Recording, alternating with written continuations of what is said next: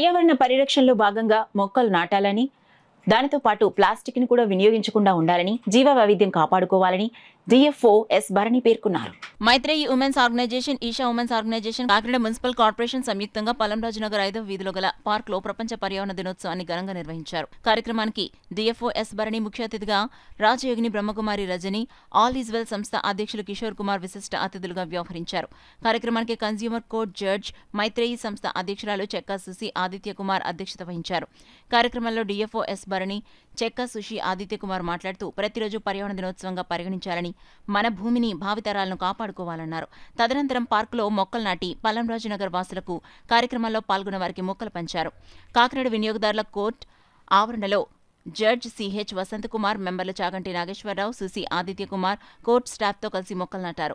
కార్యక్రమంలో colony president secretary పలంరాజు నగర వాసులు, బ్రహ్మకుమారి సభ్యులు, దిశైన్ సంస్థ, మైత్రేయి, ఈషా ఉమెన్స్ ఆర్గనైజేషన్ సభ్యులు, కాకినాడ మున్సిపల్ కార్పొరేషన్ సిబ్బంది పెద్ద ఎత్తున పాల్గొన్నారు.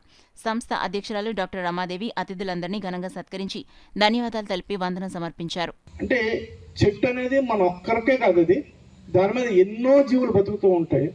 సో ఒక పిట్ట కానీ లేకపోతే ఏదైనా ఒక బర్డ్ దాని మీద గూడు కట్టాలి అంటే కనుక ఆ చెట్టు దానికి తెలుసున్న చెట్టు అయి ఉండాలి. మీరు చూస్తే కనుక ఇదివరకు ఏడాకులు పాలనేవారు, దాని మీద గూడు కట్ట చెట్టు, పిట్టలు ఏమో గూడు కట్టు, ఎందుకంటే దానికి తెలియదు ఆ చెట్టు అదే వేరే చోట నుంచి వచ్చింది కాబట్టి మైగ్రేట్ అయ్యింది. సో మనకున్నది మర్రి, రావి, వేప, బొగడ, రెల్ల ఇటువంటివన్నీ లోకల్గా దొరికే మన చెట్లు చాలా ఉంటాయి. అటువంటి చెట్లన్నింటినీ కూడా మనం పెంచడానికి ప్రయత్నం చేస్తే బయోడైవర్సిటీని కాపాడిన వాళ్ళు అవుతాం. అంటే మనము మనతో పాటు మిగిలిన జీవులు బతకాలి. అవన్నీ బతికితేనే పర్యావరణానికి ఒక అందం, ఒక అర్థం.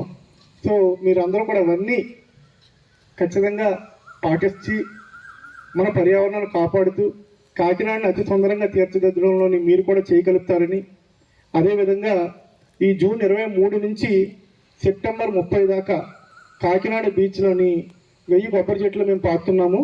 అందులో మీరందరూ కూడా భాగస్వాములు అవ్వాలని మనస్ఫూర్తిగా ఆహ్వానిస్తున్నాము.